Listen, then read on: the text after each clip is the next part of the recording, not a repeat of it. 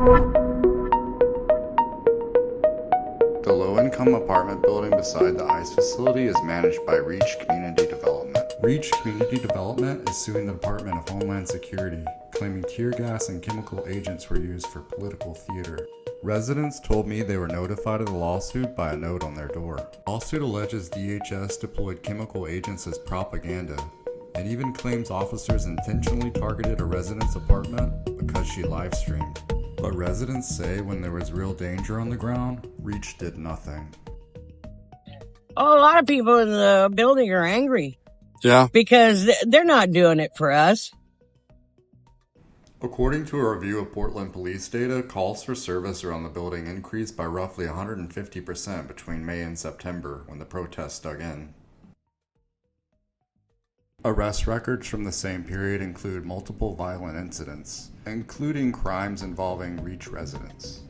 Residents say the most disruptive and unsafe conditions happened at night, with sustained crowds, amplified noise, and repeated disturbances documented by police and live streams.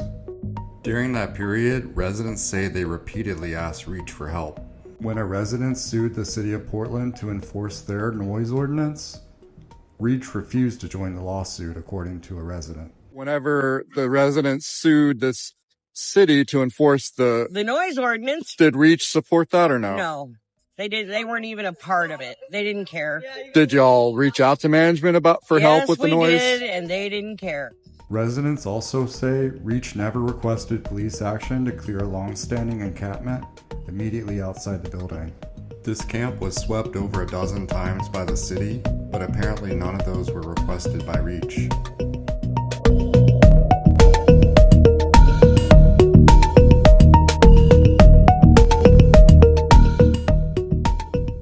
The lawsuit frames DHS's response to protest activity as reckless and politically motivated, but residents reject that framing outright.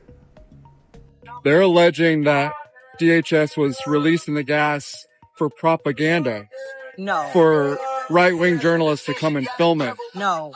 That's BS. That's BS. They were releasing the gas because these idiots down here cut the power cables to their gate. They're boarded up for a reason because they busted out all their windows. They've spit on the officers. They brought down a guillotine down to the ICE facility. No, I'm sorry. You flip them off all the time. You wave little hands in their face.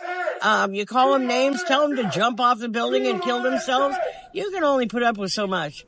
In an interview with the Oregonian, Reach CEO Margaret Salazar said she typically sees 10 to 30 people quietly protesting during the day, but she acknowledged she does not stay for nighttime protests. Residents say those nighttime hours were exactly when conditions became unsafe.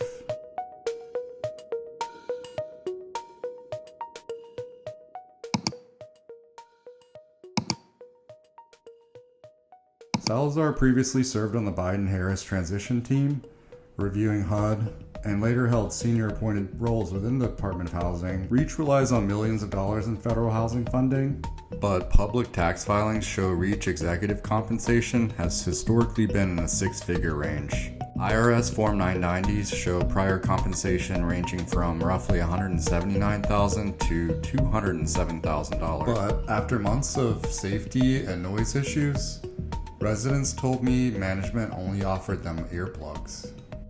Basically, you said they gave you earplugs at one point. Yeah, they gave us a big sign. It's still in the elevator. It says, need earplugs? That's it. You feel like they're playing a stunt with your life. Yeah, they're just playing stunts. They're playing political stunts. They're trying to look good for the city council and the mayor, like they're towing the line. That's all it is. They're not fooling anybody, and a lot of residents are angry about it. We're very angry.